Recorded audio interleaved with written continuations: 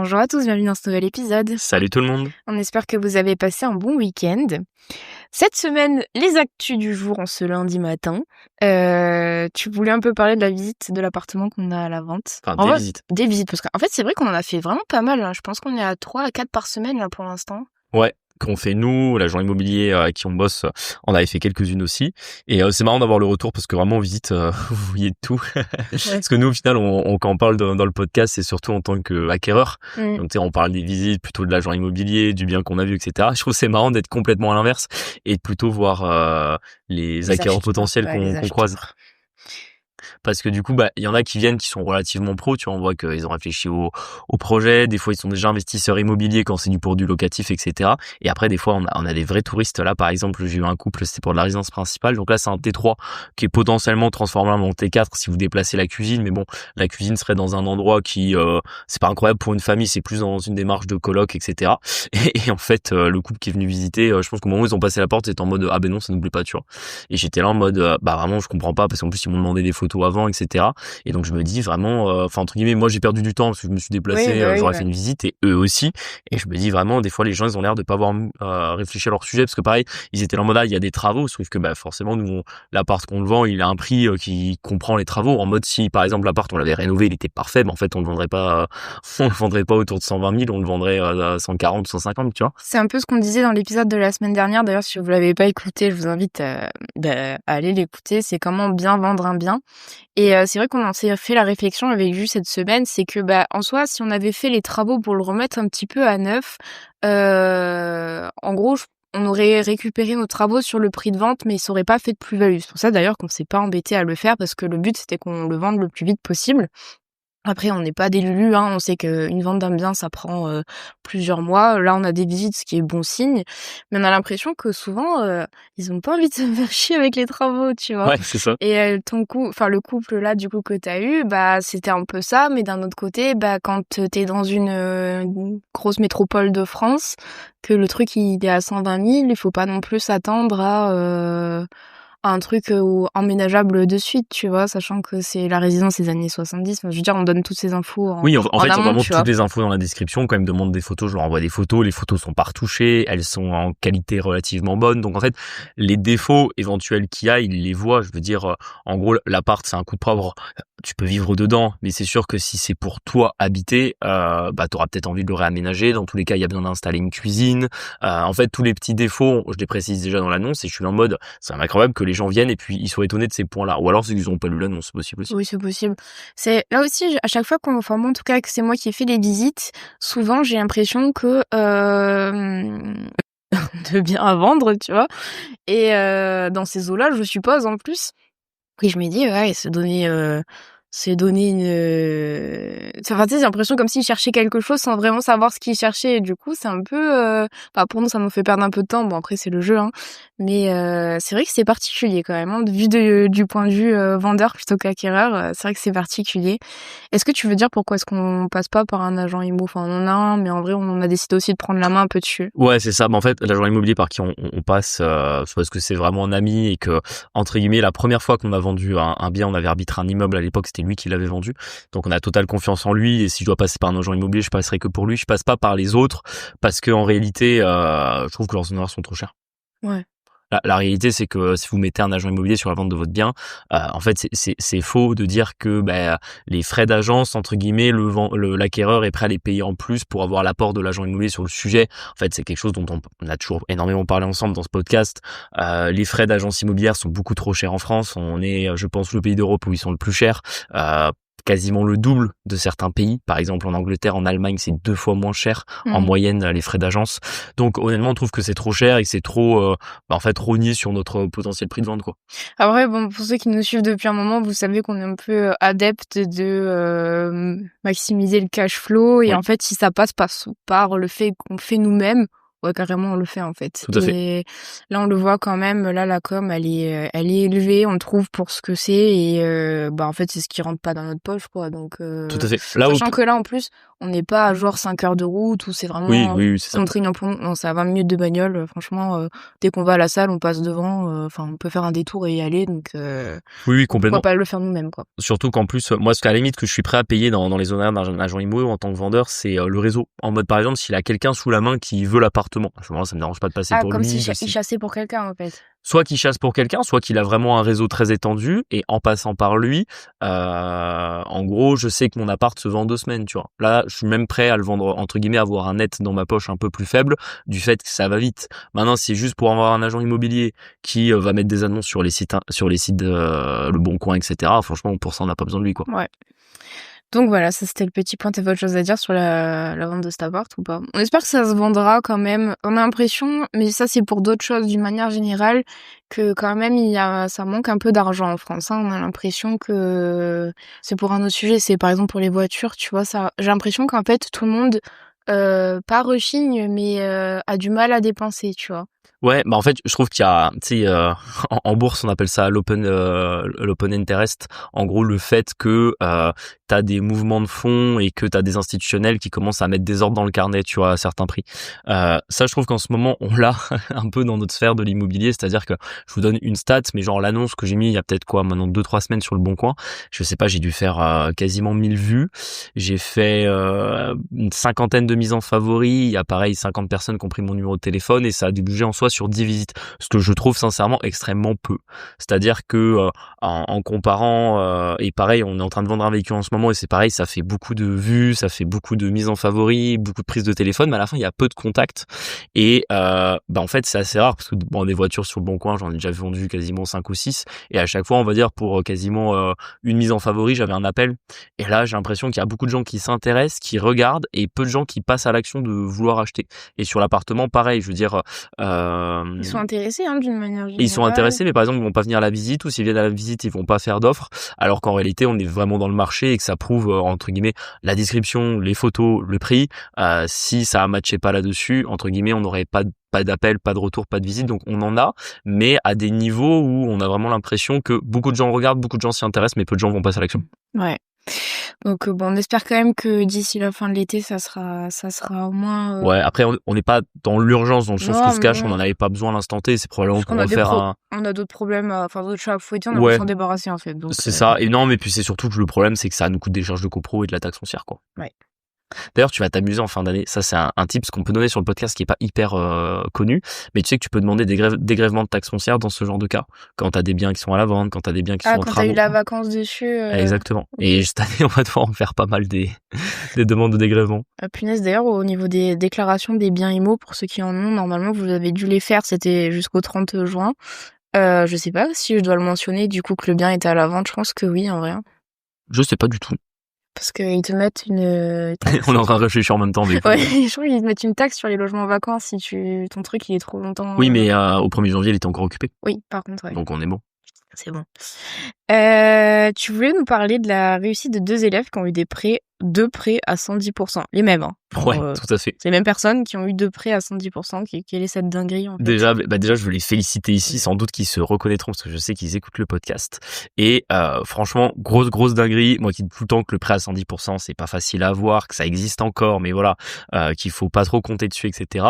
Eux, ils ont réussi à avoir quasiment en même temps, c'est-à-dire à un mois d'intervalle, 2 prêts à quasiment 110%, dans le sens qu'il y en a un qui est vraiment à 110%, c'est-à-dire, je sais plus, il doit faire même pas 1000 euros d'apport dessus, et l'autre, ils font 5000 euros d'apport, mais sur un budget total à quasiment 240 000, donc entre guillemets, on est largement au-dessus du 100% de financement, on est plus proche du 110 que du 100, parce que finalement, je pense qu'ils paieront que les frais de garantie et les frais de dossier, et en fait, c'est une vraie dinguerie, parce que un des 2 projets en nom propre, l'autre projet en SCI, pareil, moi qui dis toujours que le 110% SCI, c'est super rare et que c'est dur à avoir aussi.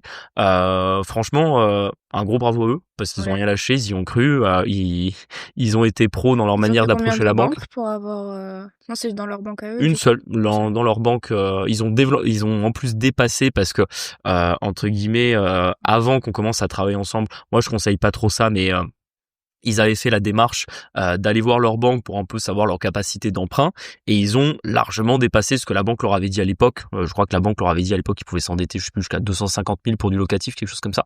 Et là, une des deux OP c'est 250 000 et l'autre c'est quasiment 200 000 aussi.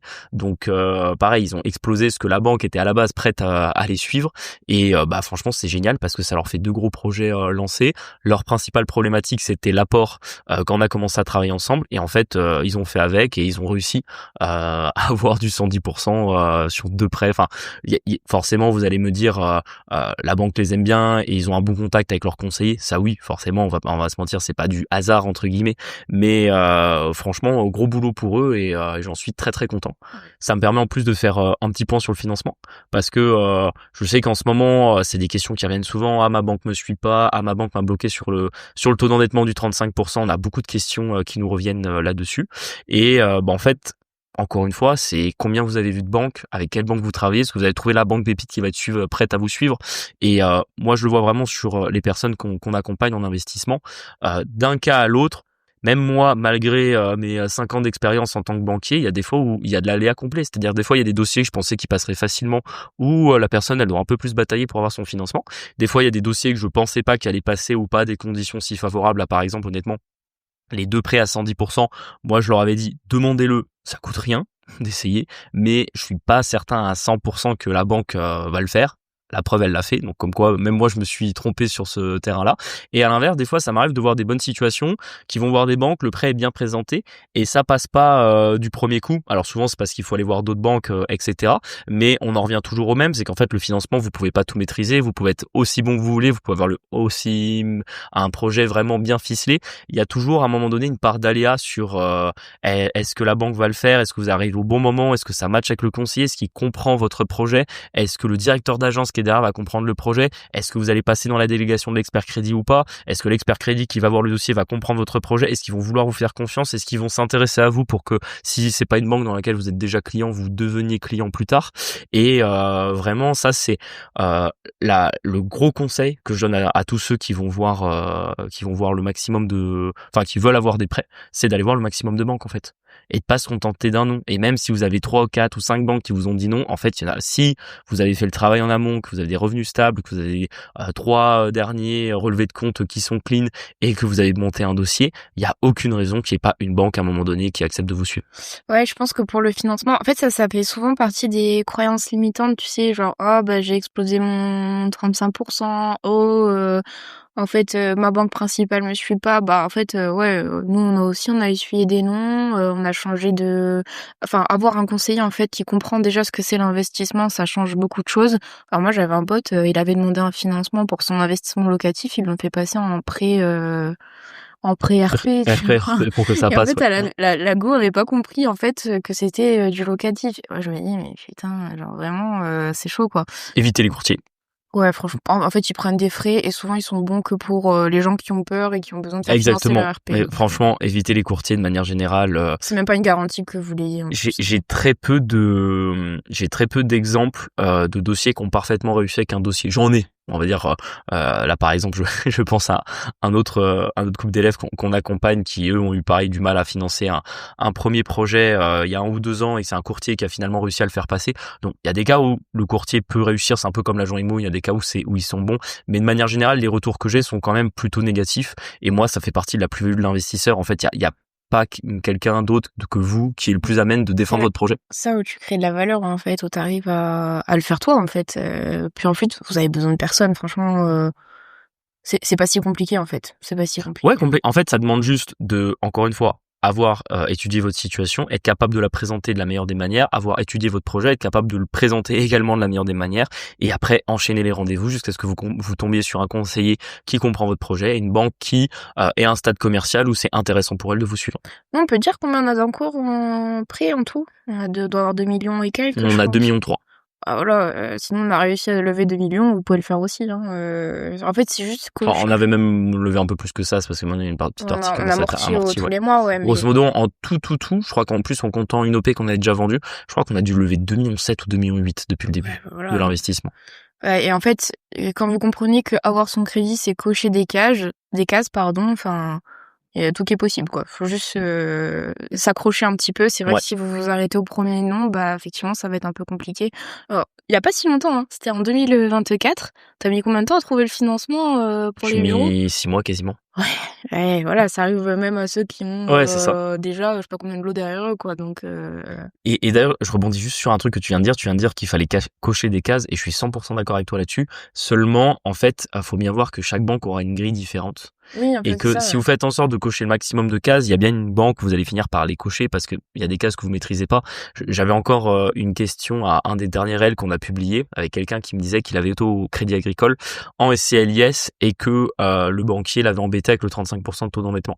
Et ce que je lui ai répondu qui est vrai, c'est qu'en fait ça va dépendre de quelle caisse régionale de Crédit Agricole. Je sais plus, je crois qu'il y a une trentaine de caisses de Crédit Agricole en France. Moi, dans celle où je travaillais, à partir du moment où vous étiez en SCLIS, vous sortiez des conditions HCSF et vous aviez plus de problème des 35%. Je sais qu'il y a d'autres caisses régionales, c'était pas le cas parce que leur politique crédit, ils avaient fait d'autres choix.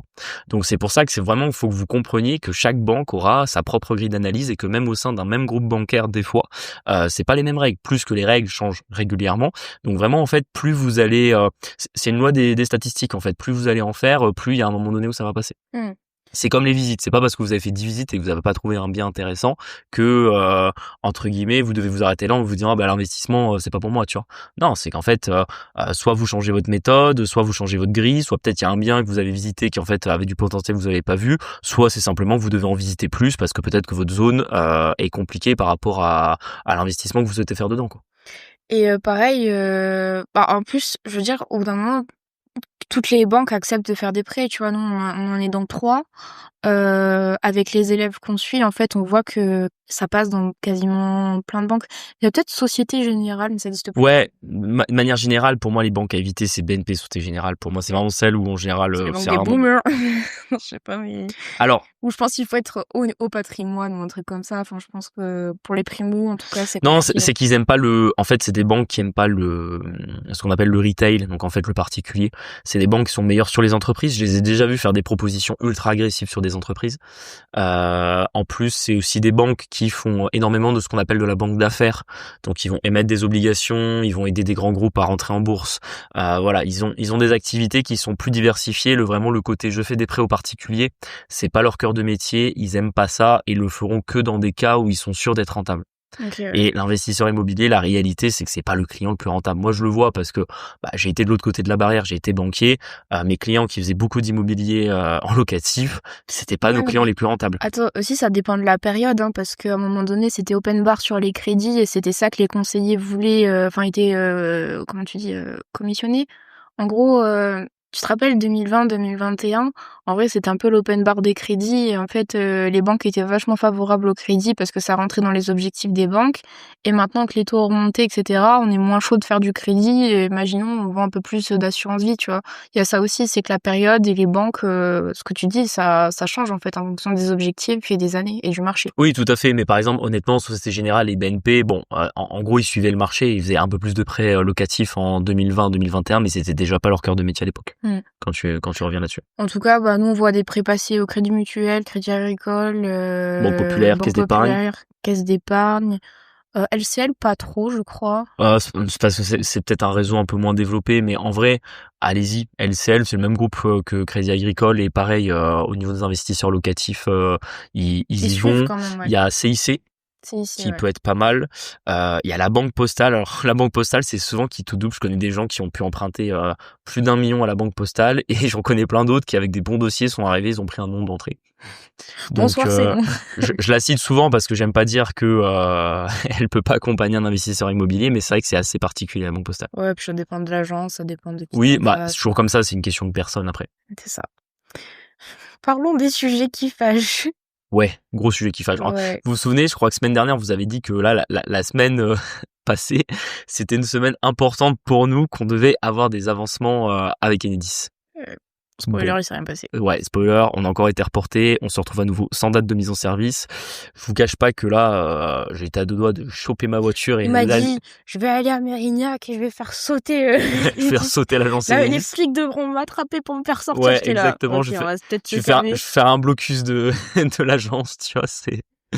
Et du coup, bah là, on est passé à vitesse supérieure. On a contacté le service contentieux Enedis et on réfléchit à essayer de leur faire très peur en leur faisant croire qu'on va engager un avocat pour leur demander des dizaines de milliers d'euros d'indemnité, ce que on devrait faire, mais qu'en fait, on n'a pas envie de faire parce que en fait, ça va être des années de procédure pour voilà, pour même pas savoir si on récupère vraiment de l'argent à la fin. Mais ça leur fait mauvaise pub et entre guillemets, si vous voulez, c'est toujours pareil dans une entreprise. C'est un conseil que je peux vous donner, qu'on essaye d'appliquer avec Enedis et qui, je pense, va nous permettre d'avancer un petit peu. C'est que quand vous rentrez un peu dans la catégorie des clients détracteurs, voire des clients contentieux, c'est-à-dire des clients qui sont prêts à faire des procédures, en fait, vous rentrez dans un client qui coûte beaucoup plus cher parce qu'en fait, ces grosses boîtes sont obligées de payer des services contentieux. Donc, en gros, c'est des salariés qui ne rapportent rien et qui sont là uniquement pour gérer quand ça va pas du tout. Et en réalité, quand vous rentrez dans ces cases-là, vous passez d'un client, on va dire jusqu'à aujourd'hui, on était un client rentable pour Enedis parce que même si on était retardé, entre guillemets, on les avait payés. Et là, on rentre dans la case du client qui leur coûte de l'administratif et du temps parce qu'entre guillemets, on va leur envoyer des demandes, on monte un dossier, etc. pour essayer d'appuyer au max notre demande. Et en plus, on rentre dans la case du oulala, ce client-là, il peut commencer à faire des dingueries. S'il a pensé au service contentieux, c'est que probablement il a plus rien à perdre, tu vois. En plus, il faut être un peu pugnace, hein, parce qu'au début, vous voulez pas... au début, ils vous filtrent parce que vous devez appeler un numéro, ils essaient de vous faire croire qu'en fait, c'est normal et que, en fait, vous insistez, vous appelez plusieurs fois. Donc, on a réussi à créer notre réclamation. Ça y est, on a un petit numéro et un petit conseiller dédié. Et, écoutez, on vous tiendra au courant si ça marche ou pas. On n'est pas certain du résultat avec Enedis, mais au bout d'un moment, quand vous avez un problème avec une entreprise passée par le service contentieux, c'est quand même quelque chose qui fonctionne. Moi, je le voyais en banque, par exemple, des clients qui étaient très embêtés, pour X ou Y raison, parce que des fois, même une banque, entre guillemets, c'est une grande entreprise, elle peut très mal se comporter avec un client d'un point de vue administratif et le client il patiente, au bout d'un moment il pète les plombs, il demande à être géré par le service contentieux et en général souvent ça débloque les choses parce que le service contentieux il est là pour régler les problèmes en fait, il est pas là pour continuer à faire traîner les choses. Donc on espère que ça fonctionnera avec Enedis. En même temps, vous faites le test. Et du coup, ouais, franchement, Enedis, on vous en a déjà beaucoup trop parlé sur ce podcast, mais vraiment, j'arrive pas à comprendre. Je pense on en est à un point, j'arrive pas à comprendre. Je pense qu'on a un facteur malchance qui est vraiment pas... qui est poussé sur ce sujet-là. Parce qu'en fait, la société de travaux qui, du coup, fait notre projet, en soi, il y a plein de dossiers qui sont passés avec d'autres conseillers Enedis. Et bizarrement, les projets qui ont bloqué, c'est ceux avec la même conseillère. Et en fait, le problème, c'est que je pense que c'est tellement bureaucratique que tout le monde est débordé là-bas. Bon, alors après, ils finissent à 16h30, tout ça, mais bon, j'imagine le genre d'état d'esprit qu'il y a où en fait, ils en ont plus rien à faire. Enfin, si vous voulez, les N+1 ne répondent pas, les binômes non plus. Donc en fait, on est seul au monde. Vous demandez un rendez-vous, personne ne vous prend. Vous demandez à être appelé, personne ne vous appelle. Vous avez des réponses de mail lacunaires et complètement à côté. En fait, il y a un manque de communication qui est fou et franchement, en fait, on en vient là, quoi, à ouvrir une réclamation. Alors, c'est pas ouvrir une réclamation pour ouvrir une réclamation, mais juste qu'elle se bouge, en fait, et qu'on en finisse.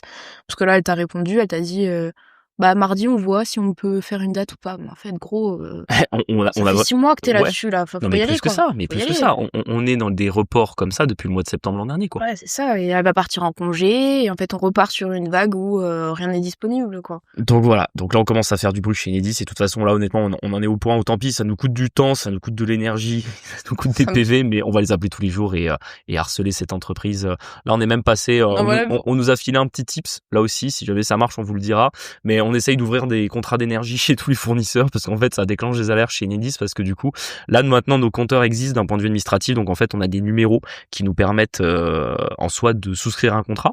Comme Enedis n'a pas fini ce qu'il devait faire en soi, forcément le contrat peut pas s'ouvrir, mais étant donné qu'on essaie de passer par des fournisseurs en faisant passer pour des locataires qui voudraient ouvrir un contrat, en fait ça déclenche des alertes partout parce que du coup les fournisseurs disent à Enedis je comprends pas, il y a un compteur qui existe mais pourquoi il y a pas de courant dedans.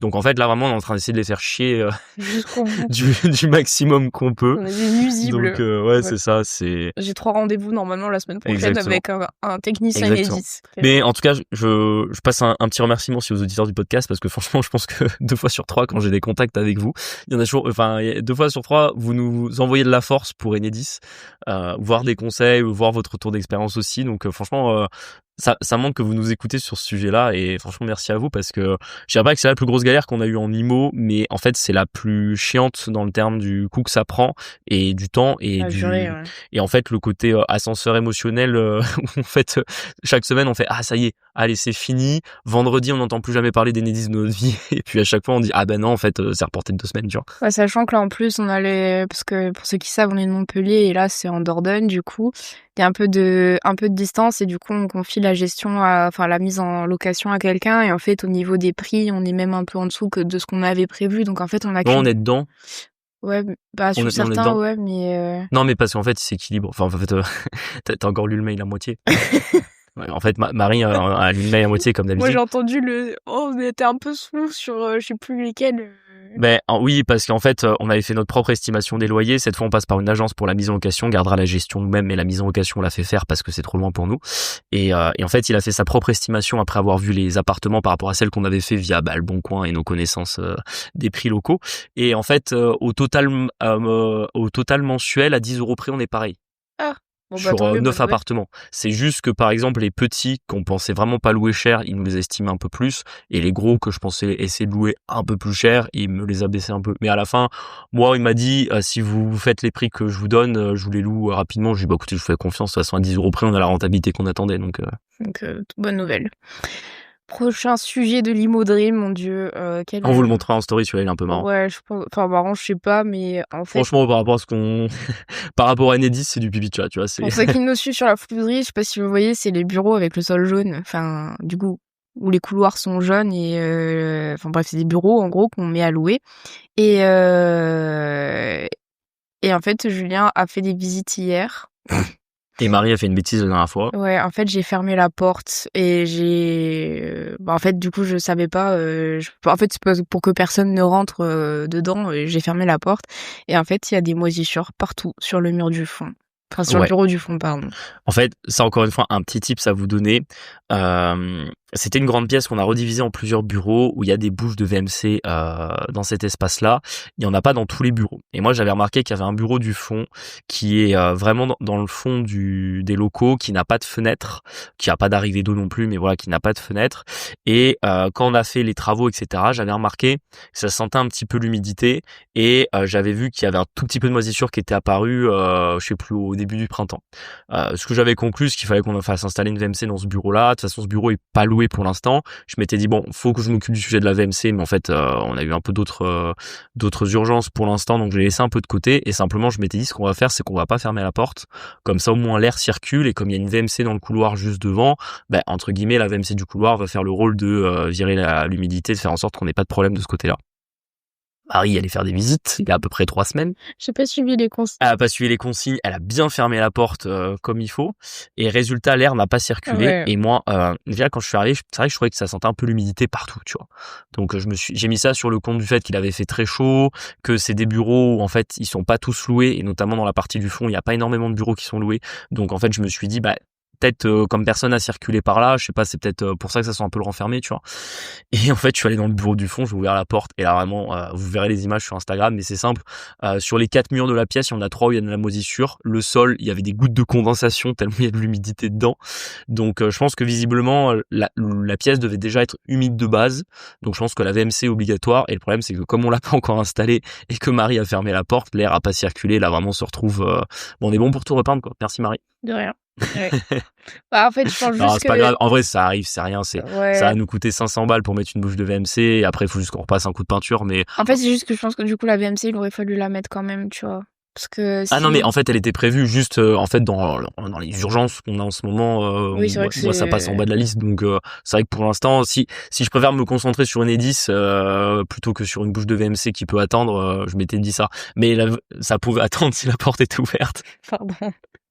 Parce qu'en fait, la réalité, c'est que laisser la porte ouverte, c'est une solution de court terme dans le sens où, forcément, dès que le bureau allait être loué à quelqu'un, la personne, elle avait besoin de fermer sa porte régulièrement et entre guillemets, elle allait pas pouvoir rester dans un bureau où il y avait de l'humidité. Donc, mais bon, je m'étais dit tant que les bureaux, de toute façon, celui-là, je m'étais toujours dit qu'on le louerait en dernier. Donc, entre guillemets, tant que c'était pas le dernier qu'on avait à la location, je me disais allez, ça peut attendre. Mais du coup, voilà, petit conseil à vous quand vous avez comme ça des pièces fermées où soit vous êtes en travaux ou soit vous pouvez pas vous pouvez pas les faire aérer. Pensez toujours à essayer de laisser les portes ouvertes au maximum. On a le même problème d'ailleurs dans notre projet avec Enedis, c'est-à-dire que nos travaux sont finis depuis quasiment 1 an. Comme on n'a pas de courant, les VMC du coup qui sont dans les pièces de vie, enfin en gros dans la pièce principale où il y a la cuisine et dans la salle de bain ne tournent pas vu qu'il n'y a pas de courant.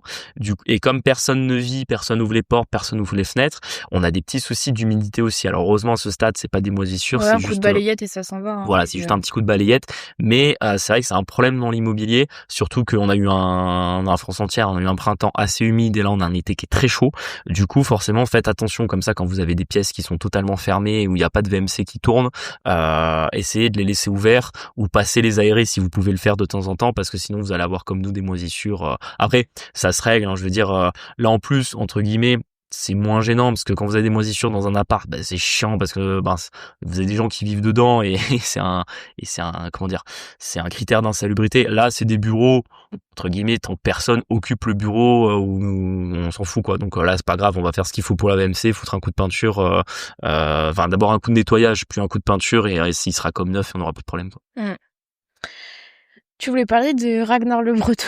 Ouais, mais on en parlera, je pense, la prochaine fois parce que on est déjà je pense qu'on a déjà dépassé la demi-heure. Ok, pareil pour le deuxième sujet, du coup. Ouais, je vais parler un peu de psychologie des foules en investissement, mais ces 2 sujets, si on part dedans, on en a pour 20 minutes de plus. Bon, on vous dit à lundi prochain, du coup, Ouais, ça sur marche. ces sujets-là. C'est pas des sujets urgents, c'est des petits sujets d'actualité, donc on vous en parlera la semaine prochaine, il y a pas le feu là-dessus. Allez. Bon, on vous remercie de nous avoir écoutés. N'hésitez pas à nous suivre sur les plateformes, à nous mettre 5 étoiles. Ça nous fait monter dans l'algorithme et ça nous soutient. N'hésitez pas aussi à nous suivre sur Instagram, Quitte le Boomer Dream et la Fouserie. On vous partage un peu notre quotidien. Et on se dit à jeudi pour un nouvel épisode. Merci à vous, à jeudi. Ciao. Salut.